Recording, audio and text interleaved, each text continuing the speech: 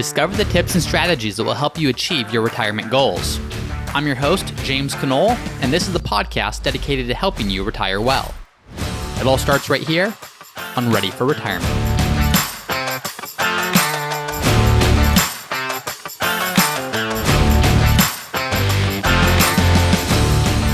Hi everyone, and welcome back to another episode of Ready for Retirement. I'm your host, James Knoll.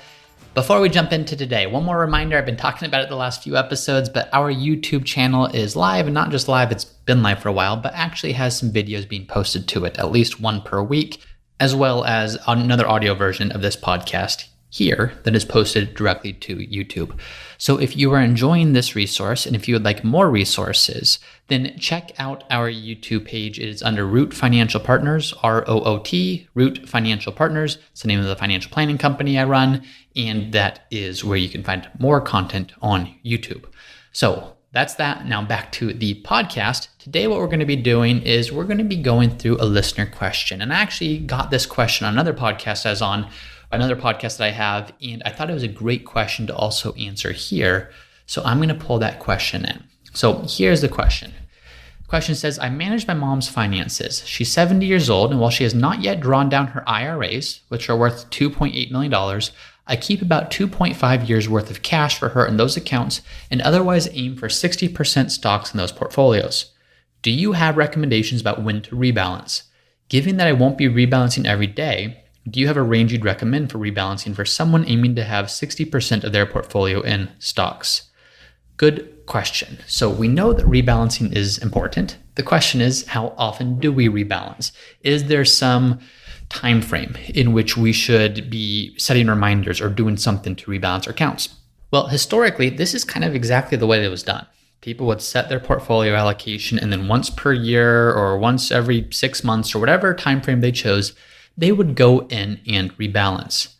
But that's not the best way to do it. It's not the worst way to do it. It's a good thing that it's happening, but it's not the best way. And here's an example of why. Let's assume that you do have that 60-40 portfolio, 60% stocks, 40% bonds, and let's assume that you rebalance it once per year. Well, let's assume over the course of the year, the stock portion of your portfolio is up 5% and the bond portion of your portfolio is up 5%. Well, if you go to rebalance, then you can do it, but you're going to be rebalancing from a 60-40 portfolio to a 60-40 portfolio. Nothing's going to have changed. The total value of the portfolio has changed, but what you're looking for is the relative allocation to each of the investments that you have. And if they're all increasing or decreasing at the same exact rate, then whatever the allocation was at the beginning, so 60-40 in this example, is going to be the exact same allocation at the end of this period, so still 60-40. Where rebalancing is effective is when you have differences in the different types of asset classes in terms of how they're performing. So let's now look at another example where, say, for example, in the midst of that 12-month period, the asset classes are both up 5%. But let's say that 6 months into that, and this is going to be an extreme example, but let's say that at the 6-month mark, stocks had shot way up and they were up maybe 50% and bonds were down 20%. Well, at that moment in time, you're no longer going to have a 60-40 portfolio. The stock portion is going to be much higher and the bond portion is going to be much lower. I don't know what the exact numbers are. I'm just kind of making these numbers up as we go, but it might look more like a 70-30 portfolio at that point. Well, what then happens over the next 6 months is things revert back to where they were. And by the end of the 12 months, they're both just up 5%. Well, you missed your chance to rebalance at that point. The chance to rebalance would have been at the 6-month mark when the 60-40 portfolio had turned into a 70-30 portfolio. So what this shows is time frame is not necessarily the best thing to rebalance. You would have missed that in this case. Sometimes if you're just doing a rebalance once every year, in some cases you could be rebalancing too frequently just because there's not enough relative variation between the different types of investments. In other cases, however, you might not be rebalancing enough if there's a significant change within the different types of asset classes within the years. We could look at March of 2020 to illustrate this for us. March of 2020, if you had bonds in your portfolio and if you had stocks in your portfolio, they had performed very differently. Had you rebalanced out of a portion of your bonds and into a portion of stocks at that time, that would have been, in retrospect, a great thing to do. Because you were taking money from the bond portion that had stayed more stable, buying into the stock portion, which had gone down quite a bit. And in doing so, when the stocks recovered, you had more stocks going up in value because of that rebalance. So what we see and what all the literature and all the studies show is that rebalancing based upon time frame is okay. What's better is rebalancing based upon variance, meaning instead of choosing a date on which you're going to rebalance, choose a variance. Meaning if you have a target allocation, say of 50% stocks, 50% bonds, maybe I assign a variance of 20% to both asset classes. Meaning if the stock portion goes up or down 20%, and not 20% in the sense it goes from 50% to 70 or 50% to 30, but 20% of 50%, which would be a 10% drift in either direction. What that tells me is if the portion of my stock portfolio ever increases above 60% or declines below 40%, that's going to trigger a rebalance. And what you do is you can assign those variances or that target threshold, that target band, to each of the different investments you have. I'm using a very simple example, just stocks and bonds, but the reality is you probably have many different types of stocks. Big companies, small companies, international companies, domestic companies, real estate maybe, and you might even have different types of bonds. So if you assign a variance threshold to each of those, once the actual allocation drifts away from the target allocation by a certain percentage, which most literature will show somewhere between 10 to 20%, that's the point at which you should be rebalancing. Now, the second question, this is the practicality of it all. This is easy for me to say. I have software that can track on a daily basis how far out of balance is any given portfolio. And so that makes it very easy. Chances are, if you're looking at your portfolio, you don't have software attached to it that every single day is sending you alerts of whether you need to rebalance or not. So if you look at this and say, okay, great, I get it that the variance and the target allocation and having some sort of a reference point for how far this can stray is the best way to do it. If you're tracking your portfolio consistently to do it, that's probably the best way. If you're saying, you know what, that's just too much hassle, I know that I'm not going to do it, doing it by date, putting a date on the calendar of every 12 months or every 6 months or whatever you prefer, that's still going to be better than nothing. It's just maybe not the most effective way. Now, I'm going to take this even a step further, because there's a second part of this question coming up. But before it comes up, I'm going to preface it by painting a picture here. So here's why you even rebalance in the first place. Depending upon your initial mix of investments, whether it's all stocks or all bonds or part stocks and part bonds, in some cases, rebalancing helps to increase returns. Data will show that if you rebalance consistently, it helps to increase your returns. Other times, though, it just helps to manage risk. And how does it do that? Well, if you have a 50-50 portfolio or say a 60-40 portfolio, if you never rebalance, well, over time, stocks tend to outperform bonds.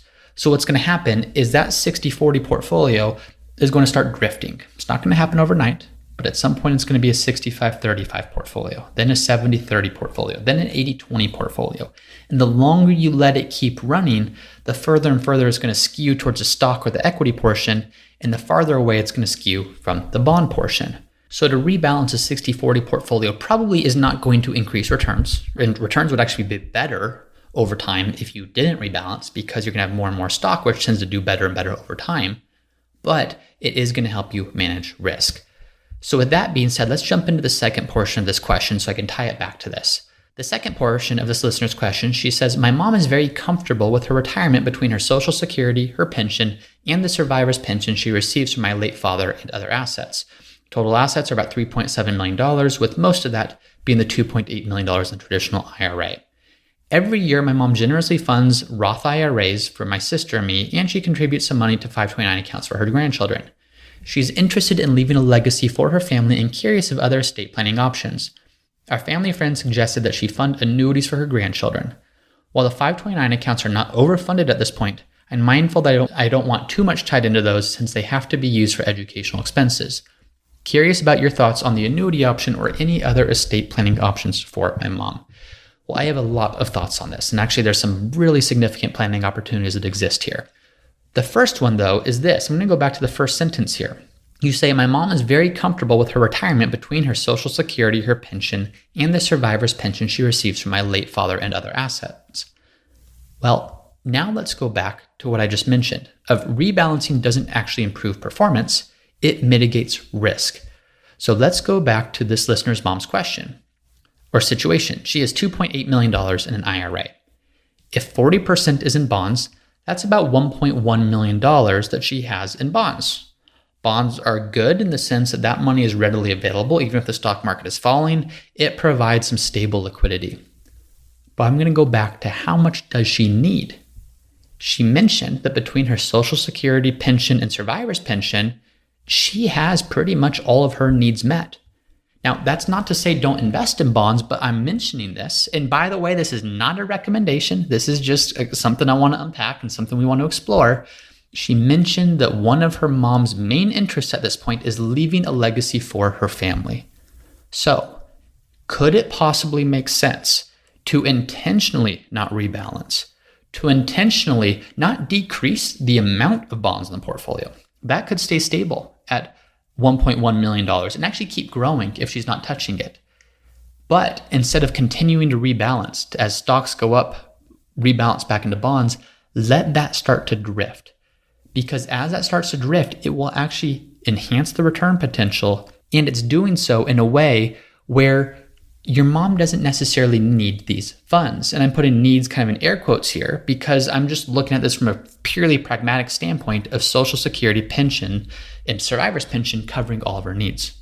So if she's trying to make sure that her retirement is secure while also thinking about legacy, that could be a great place to start as thinking about her overall asset allocation. Don't go out and sell out all the bonds, but do you let the stock portion drift over time to become a higher and higher amount, which just leads to more and more growth, which means more options for legacy and more that money can do for your mom, not just over her lifetime, but over her family's lifetime with her legacy. So that's the first thing I might think about if legacy is a big concern, is don't look at asset allocation just from the standpoint of retirement security.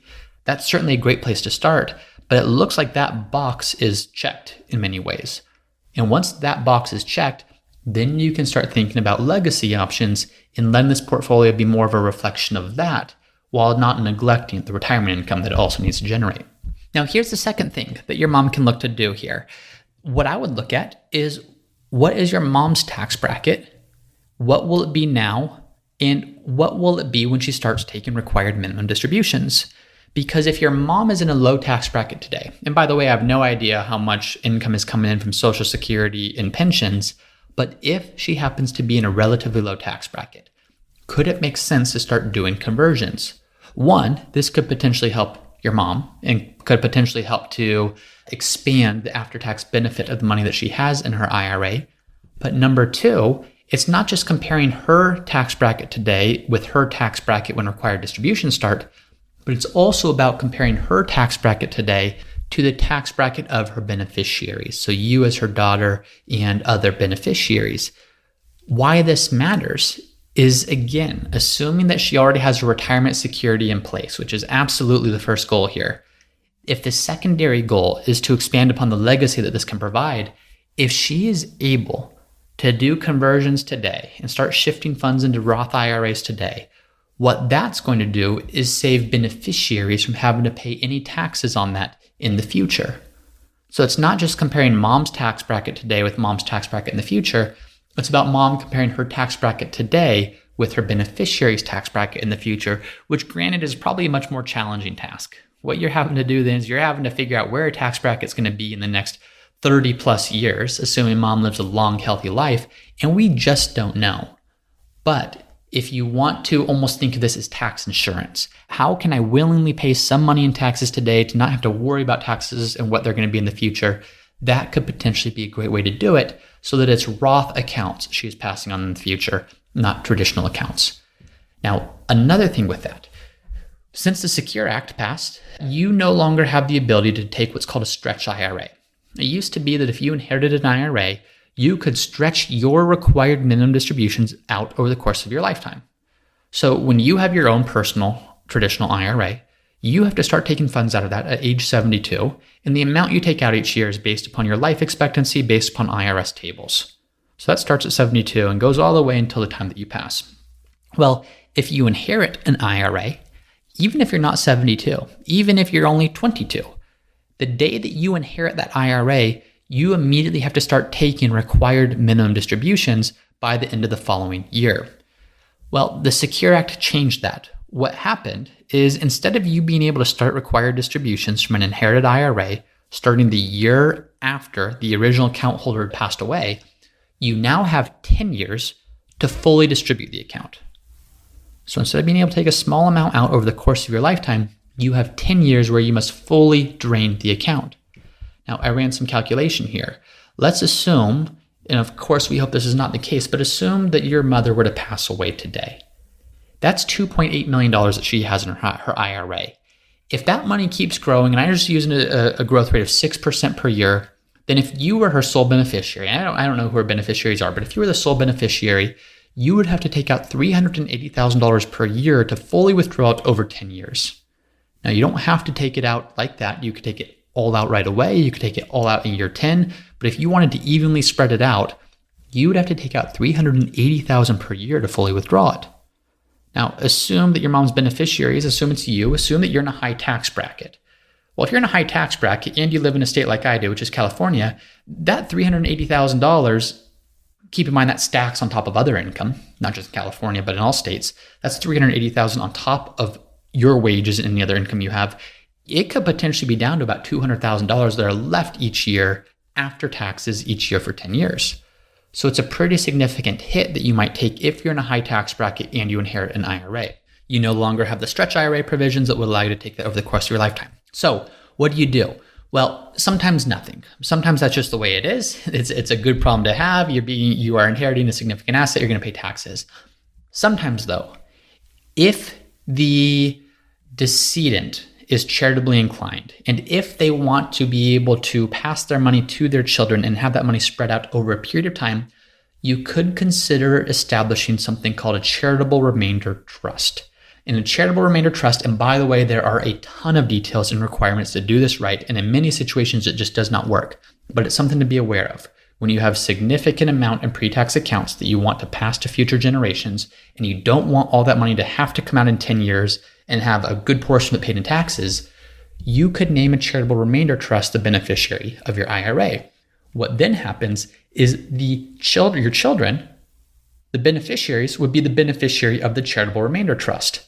So you pass, the money goes into the charitable remainder trust. The charitable remainder trust has to distribute income from it to its beneficiaries every single year as long as those beneficiaries are living.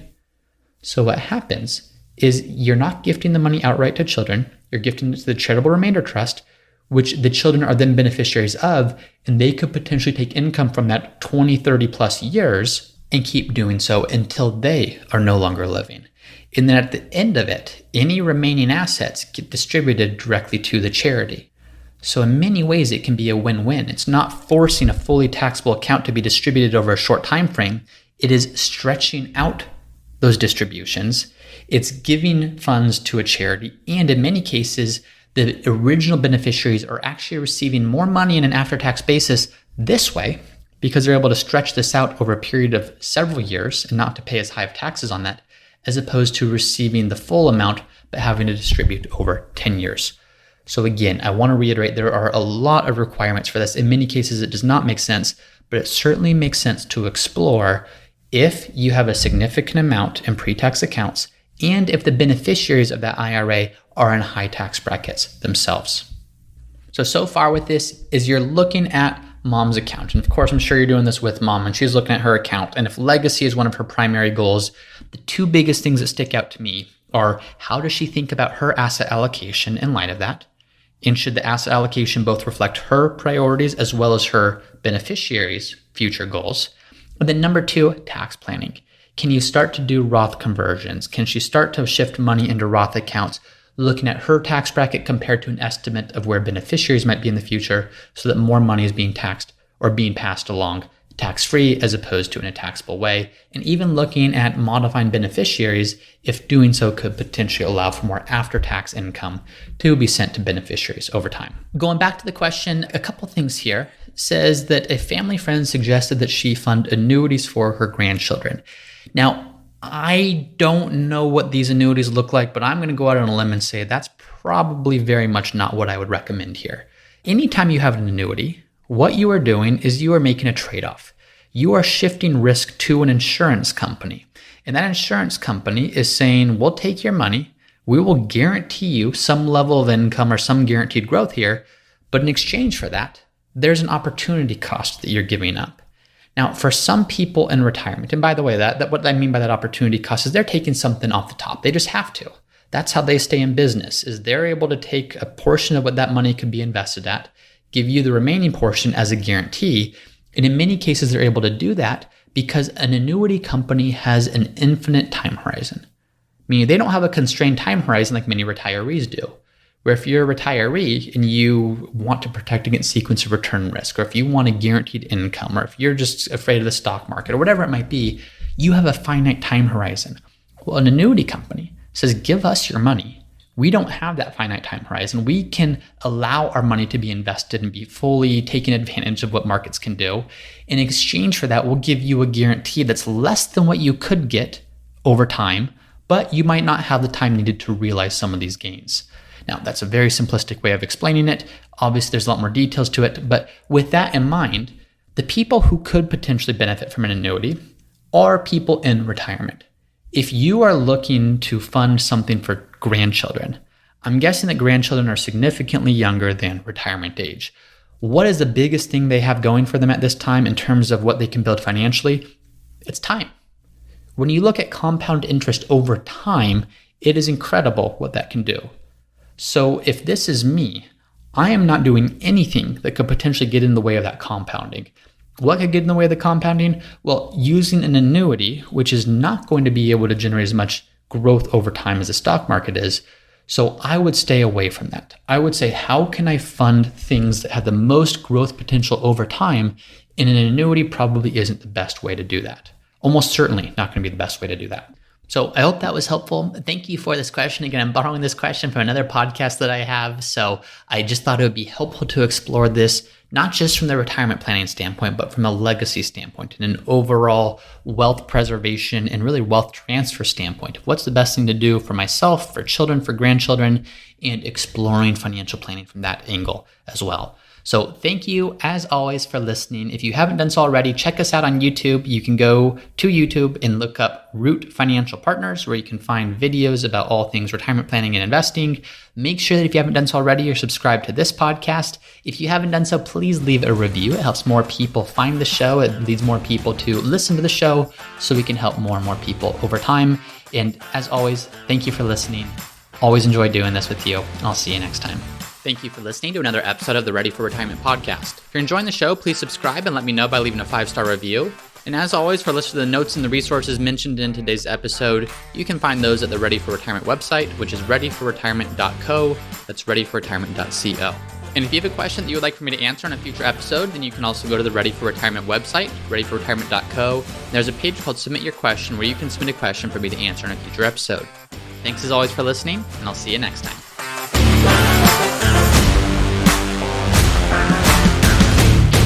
Hey everyone, it's me again for the disclaimer. Please be smart about this. Before doing anything, please be sure to consult with your tax planner or financial planner. Nothing in this podcast should be construed as investment, tax, legal, or other financial advice. It is